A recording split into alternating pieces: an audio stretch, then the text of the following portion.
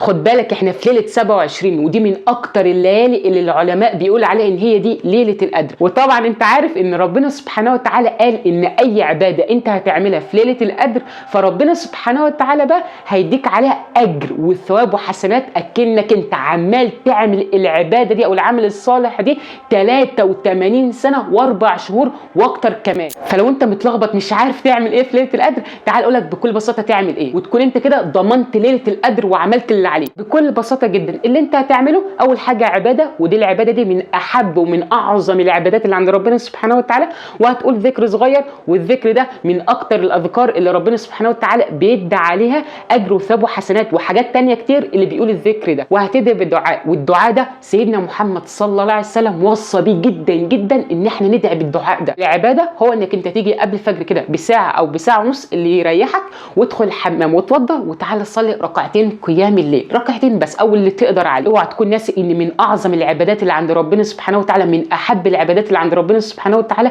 هي قيام الليل. فيعني ركعتين قيام الليل حلوين قوي، لو انت تقدر انك انت تزود براحتك. اما بقى الذكر اللي هتقوله هو لا اله الا الله وحده لا شريك له، له الملك وله الحمد يحيي ويميت وهو على كل شيء قدير. هتقول الذكر ده 100 مره. انت عارف انك انت لو قلت الذكر ده 100 مره ربنا سبحانه وتعالى هيعمل لك ايه؟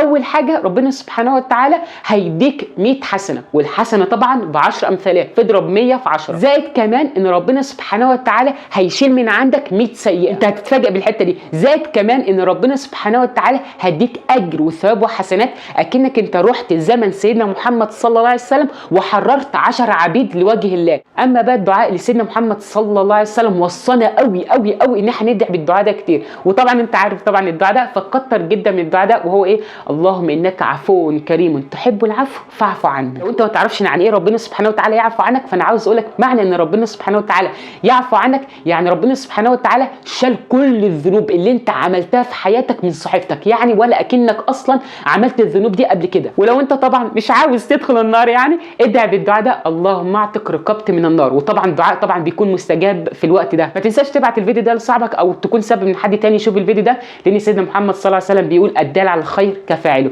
واخر حاجه زي ما انت عارف انا عموره اللايف كوتش بتاعك.